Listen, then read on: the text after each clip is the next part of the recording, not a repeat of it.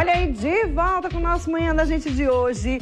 Briga de vizinhos é um negócio chato, né não? Ixi, Maria, é horrível, minha gente. Muitas vezes algumas pessoas acabam perdendo a cabeça. E o que era algo pequenininho, né, se torna algo problemático, um problema imenso. E aí hoje eu estou recebendo aqui o nosso advogado para falar um pouquinho sobre essa situação, né, em que é necessário, às vezes, ir à justiça para resolver. Olha que chato, né, minha gente? E olha, doutor Vitor já está aqui. Vem para cá, abençoado. Abençoado, vem cá, abençoado. Mais para cá, vem antes de embora, bem juntinho de mim, venha.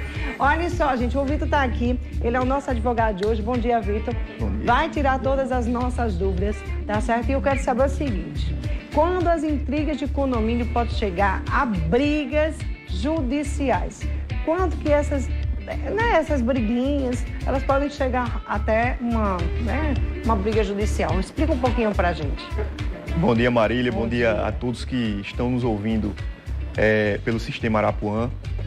Primeiramente, queria parabenizá-la pela passagem do seu aniversário. E agora há pouco, né? Eita, é o mês, viu? É aniversário demais. Igualmente, pelo programa que traz não só entretenimento, mas informação útil para todos os telespectadores. Bom, quando nós falamos de brigas de vizinhos, é sempre um tema muito delicado, né? É verdade. Que traz à tona um retrato da nossa sociedade em uma amostragem bem pequena que fica ali no condomínio. Quando nós falamos em judicialização, nós falamos em violação de direitos, de deveres, que às vezes extrapolam a esfera material e moral do sujeito. E só a título de informação, no último ano, por volta de 28 milhões de novas ações foram ajuizadas aqui no nosso judiciário. Então, para um retrato que demonstra o quanto o brasileiro gosta de litigar. É verdade, menina, é mesmo. Agora, tem muitos vizinhos chatos, viu? Tem, não tem não? Tem uns vizinhos que são chatos. Tudo tem crica, tudo neném. Minha gente, tudo fala. É a confusão. Se você aumenta o som aqui, o outro começa a moer. Porque vocês estão com o som muito alto. Aí, enfim, quando é isso, né? São outras coisas, né? Outras besteirinhas que acontecem em condomínio que tem os atritos, né? Fora aqueles que uns pagam, aí os outros que não pagam, aí ficam os que pagam falando dos que não estão pagando. E aí é confusão. Às vezes tem aquela taxa de condomínio que aí, às vezes não... Por exemplo, sei lá, digamos que tem que se fazer um negócio no condomínio que favorece mais a um do que ao outro, por exemplo. E aí os outros fazem assim, e eu tenho que pagar taxa, mas não tem que ter que pagar essa taxa, né? Por conta de um problema que aconteceu, que vai favorecer fulano, ciclano. Mas tem muitas confusões, principalmente dessas taxas que todo mês ou anualmente, ou alguns meses do ano, né, são colocadas para, às vezes, uma reforma num prédio, para reforçar um pilar, para ajeitar um telhado, para ajeitar o elevador. E aí é taxa que não acaba mais, muita gente já não gosta muito dessas taxinhas. Além do condomínio ainda tem que pagar essas taxas, né? Então sempre tem aqueles atritos, aquelas brigas por conta dessas coisas também, né? Geralmente essas taxas trazem um volume de discussão maior dentro de um condomínio. É verdade. Né? E muitas medidas precisam ser tomadas para que haja uma solução pacífica e tranquila dessas situações. Inclusive, é importante destacar que toda taxa extra deve ser deliberada numa assembleia ordinária ou extraordinária para uma intervenção que seja necessária no condomínio. Há sempre alguém que reclame, há sempre alguém que esteja insatisfeito por uma determinada cobrança a mais, porque por vezes pesa um pouco mais no orçamento, mas tem aquelas intervenções que são absolutamente necessárias, né, num condomínio. Então, tudo isso deve ser aprovado em assembleia para diminuir esses conflitos. Quando é combinado, é aquele velho ditado, né? O combinado não sai caro. É verdade. Então, quando há uma deliberação e uma transparência na administração do condomínio, esses conflitos tendem a serem minorados, né? Então, é verdade. Deve ser sempre tudo o mais transparente possível. Existe uma regra para condomínios ou cada um bota a sua regra, sei lá, um síndico diz, é assim, assado e pronto. Como é que é? Ou existe uma regra geral para os condomínios? Na verdade, quando nós falamos de condomínio, existem várias regras, né? Várias regras mesmo. Quando nós falamos de condomínio, nós temos o Código Civil que baliza diretamente as regras gerais, né, a respeito dos condomínios, mas tem aquelas normas, digamos assim, que são mais internas, que são as convenções de condomínio, o regimento interno dos condomínios, e tem também a lei dos condomínios, que trata sobre incorporação imobiliária. Igualmente, o Código de Processo Civil, que ali já é uma regra mais processual, ou seja, quando há inadimplência, as regras que o condomínio precisa seguir para, eventualmente, recuperar esses valores das cotas que estão ali inadimplentes. Uhum. Síndico do prédio tem que ser alguém que more no condomínio, né? Ou pode ser alguém de fora? Bom, geralmente o pessoal hoje em dia tem muita gente botando pessoas de fora. Isso. Eu sei disso, mas o certo era melhor uma pessoa do condomínio ou contratar alguém de fora? É perfeitamente legal que seja uma pessoa de fora, né? Não há impedimento legal, né, na legislação que tenha uma vedação para que não haja uma administradora de condomínios, um síndico profissional que exerça essa função.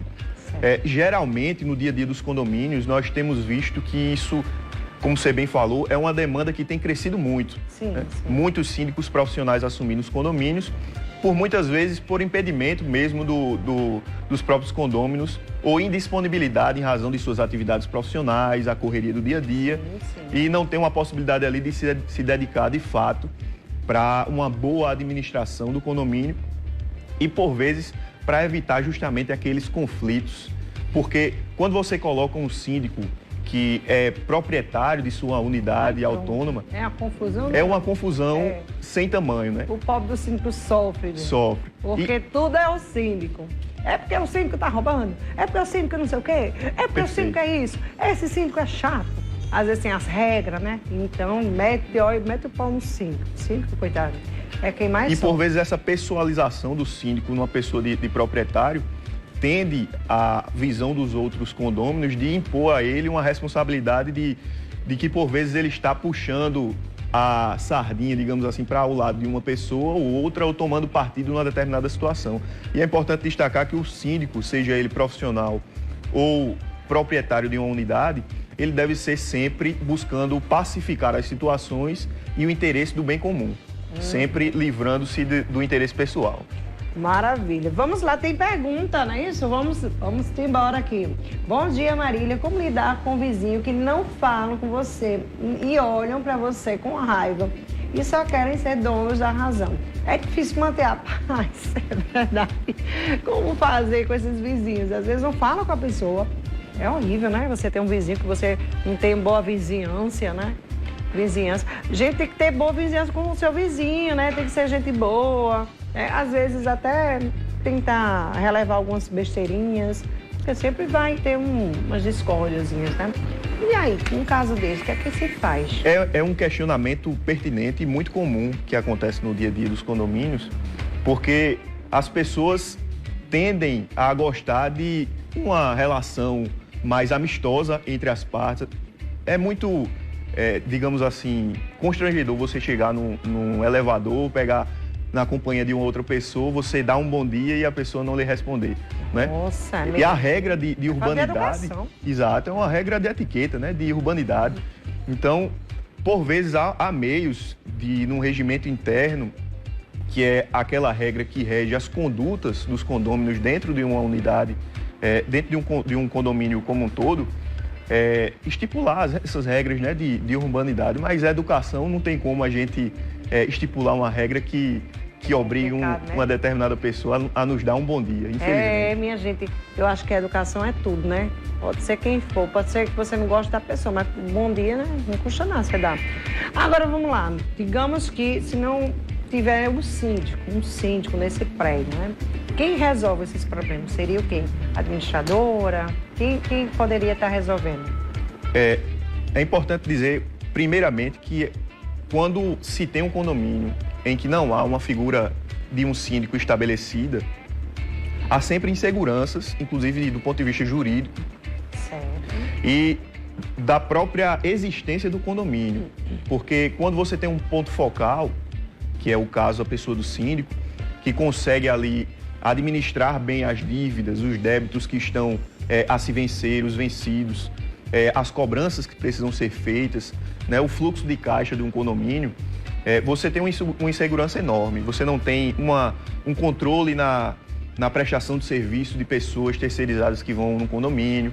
Então, o síndico, embora não tenha uma regra específica quanto a essa questão, o síndico é uma figura importantíssima. E na ausência dele, tem que se consultar principalmente a convenção do condomínio e o regimento interno. Por vezes é o subsíndico que deve assumir, por vezes a comissão fiscalizadora, né, um conselho de administração.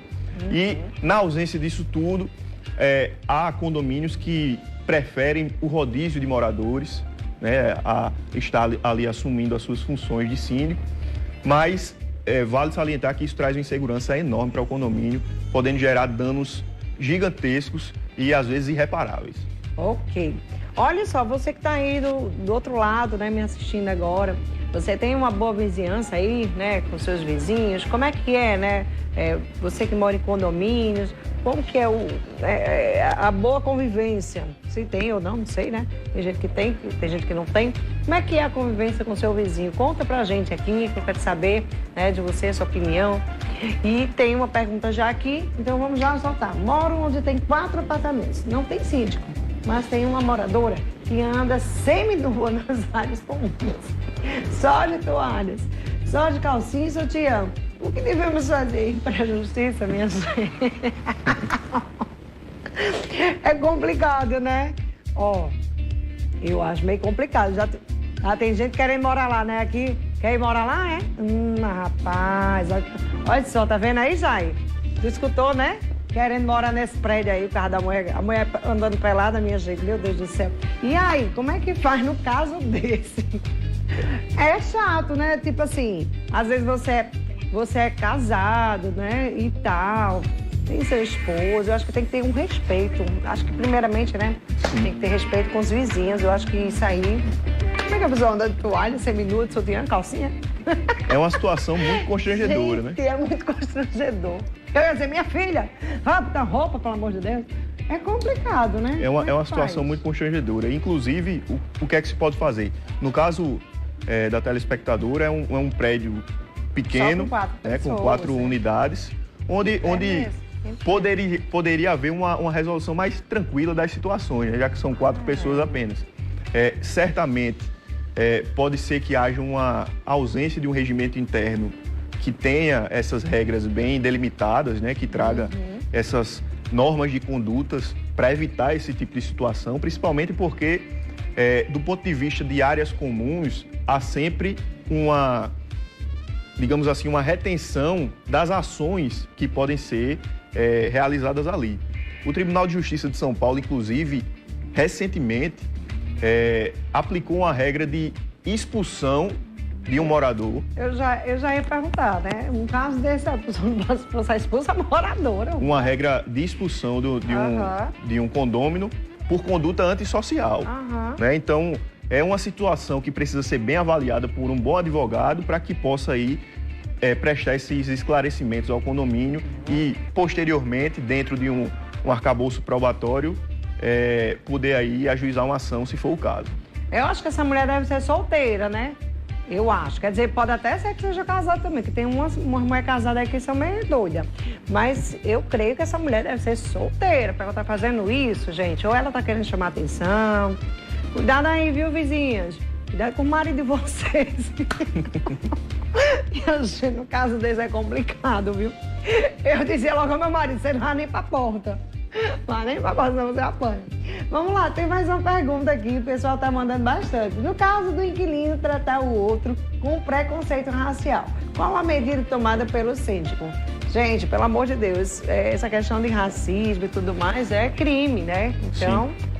É uma situação que é muito delicada no nosso país, né? Que o preconceito racial, ele tende a permear as relações e quando ocorrer, o síndico, a gente tem que lembrar também que a figura do síndico não é uma autoridade policial, né? Ele deve sempre, sem tomar o partido, procurar sempre a orientação para a resolução do conflito. Mas nesse caso, como é um crime que ocorre dentro do condomínio, é necessário o acionamento da autoridade policial para que ela possa ali resolver essa situação. E o condômino que foi ofendido, ele pode constituir um advogado e procurar os seus direitos para que possa ser reparado, inclusive na sua esfera moral. Muito bem. Em reunião de condomínio, por exemplo, digamos que nesse condomínio tenha, sei lá, 20 condôminos. E aí vai para a reunião só 5, 6, enfim, para decidir, às vezes, algo que tem que ser feito no condomínio, né, digamos assim, e que vai precisar de taxa e tudo mais. E aí, prevalece a opinião a quem já está lá nessa reunião, tipo assim, eles é quem decidem, independente de todos os outros faltarem. Por exemplo, precisamos fazer o telhado do prédio. Então, todos os que estão lá concordam. E quem não veio vai ter que entrar de todo jeito ou... E aí, como é que faz? Ou não pode? É uma pergunta importantíssima. Porque às vezes, pelo menos no meu prédio é assim, quem está na reunião é quem decide. Quem não foi, o problema é de quem não foi. Vai ter que pagar de todo jeito. Mas quem estava na reunião é quem decide. Por isso que eu estou perguntando isso. É assim mesmo? Funciona? Todo condômino, né, proprietário, ele tem o direito de voz e de voto. Sim. É importante frisar isso. Mas há aquelas medidas que são, de fato, urgentes, como, por exemplo, a troca do telhado do prédio, em que a maioria dos presentes é quem decide, de fato, e os outros devem arcar aí com os custos que foi decidido em assembleia. Digamos assim, o ausente, ele não exercendo o seu direito de voto e de voz, ele vai ter que responder por todas as decisões que foram ali deliberadas. Há outras decisões que precisam de maioria qualificada.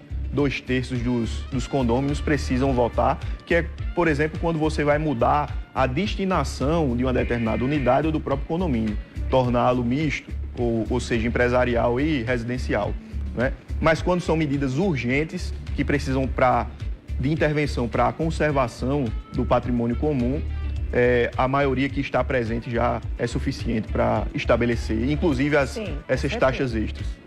Agora me diz uma coisa, você que mora no último, por exemplo, você que está aí me assistindo mora no último, deve ser o que é mais prejudicado, cada telhado, né? Quando vem as chuvas, às vezes acontece um vazamento, acontece uma coisa num apartamento. Quando tem algum prejuízo, algum dano num apartamento da pessoa, e aí o prédio ele é responsável, o condomínio ele é responsável por esses danos dentro do apartamento? Algo que foi do prédio, por exemplo, um telhado, começou a chover, entrou água para todo canto, acabou os móveis, isso e aquilo. E aí? O condomínio ele tem que se responsabilizar?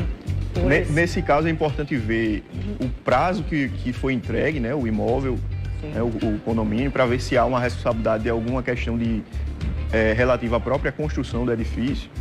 Mas quando não, o condomínio ele tem a responsabilidade clara de inclusive reparar todos os danos suportados por aquela unidade, né? Seja dano referente à unidade em si ou a bens móveis que estão ali dentro da unidade que foram avariados em razão da ausência de manutenção ou de intervenção do condomínio, que tem na pessoa do síndico e do conselho de administração o dever de zelar pelo bem comum. Com certeza, né, gente? Às vezes você é prejudicado de alguma forma e ninguém quer arcar com suas despesas, com as coisas que aconteceram dentro do seu apartamento. Existe isso também, eu que diga. Vamos lá. Vamos lá, minha gente, mais perguntas. Aqui no prédio onde moro, tem um vizinho que está usando a área de lazer para criar uma gata. Ele fica com raiva e xinga as pessoas quando se chama a atenção. Quando aqui não tem síndico. O que podemos fazer? É complicado quando não tem ordem, né? Alguém botar ordem. É difícil. Se não tem síndico. Aí não fica mais difícil de colocar uma ordem, né? Porque o síndico é para dar ordem no prédio, né, gente? E, inclusive, essa pergunta retrata justamente aquilo que nós falamos um pouco mais cedo, que é especialmente sobre a insegurança jurídica da ausência de um síndico. Né? Então, o dever do condômino é sempre observar que ele deve respeitar a urbanidade, a segurança e a saúde no uso de sua própria unidade e das áreas comuns. Sim. Né? A utilização de um espaço comum para a criação de animais domésticos certamente depende da regra do condomínio, mas em linhas gerais, no Código Civil, é terminantemente proibido. Então, imagina se esse animal, esse pet, de repente tem um acesso de raiva e ataca uma criança numa área comum, né? Onde está ali disposta. Então, com certeza é uma situação que deve ser resolvida, como não tem síndico, por maioria dos moradores que estão ali numa assembleia conseguirão resolver essa situação, podendo ali determinar que ele retire o animal e coloque dentro da sua própria residência. Se junta todo mundo que está incomodado, né? Enfim, essa questão dos pets, tem muitos apartamentos, prédios, só para a gente finalizar aqui, que não permite cachorro, gato, né, que morem no prédio, né, que não pode descer para as áreas, a área social do prédio, não pode fazer isso, não pode fazer aquilo. E aí, quanto a essa questão de criação de pets em condomínios e também poder usar a área comum, todo mundo? Inclusive, essa proibição, que anteriormente era muito, muito praticada, ela foi proibida, né? Ou seja, o condomínio não pode proibir que um morador tenha o seu pet, possa criá-lo normalmente dentro, obviamente, das regras que estão estabelecidas no Código Civil de respeito, de segurança e de saúde, né? Desde que aquele animal, inclusive, não por meio de seus ruídos ou latidos, né, não possam incomodar frequentemente os vizinhos. Há sempre esse respeito que também deve ser seguido, mas ninguém pode vedar a criação de um pet dentro da sua unidade autônoma. Inclusive, é muito comum condomínios que existem espaços pets, né, para que eles possam ali fazer a sua recriação e possa normalmente ali ter a sua boa convivência. Há sempre, Marília, uma regra do respeito, né? Do respeito à vida, do respeito ao próximo, do respeito, inclusive, aos pets que tem ali na pessoa dos seus donos, todo o amor e carinho que são sempre cuidados ali por eles, né? É verdade, é um filho, gente. Agora, é claro que tem uns pets que latem muito o dia todo, realmente chega a incomodar os vizinhos, aí tem vizinho que não gosta né, de cachorro, não gosta de bicho, aí começa a moer, a dizer um monte de coisa, que é isso, que é aquilo, enfim. Então tem gente que não tem e aí se incomoda mais, né? Com certeza. Quero agradecer a você mais uma vez, obrigada por ter vindo aqui, esclarecer um pouquinho sobre esse assunto. A gente está com o tempo bem corrido, senão a gente ia continuar, que tem muita pergunta, muita gente aí interagindo conosco. Mas obrigada, viu, doutor? Eu que agradeço a participação aqui nesse programa destacado da nossa TV Paraibana e, mais uma vez, parabenizar pela condução dos trabalhos e inclusive, do seu aniversário que se passou. Obrigada, viu? Olha, vou a um pequeno intervalo, volto já, viu, minha gente?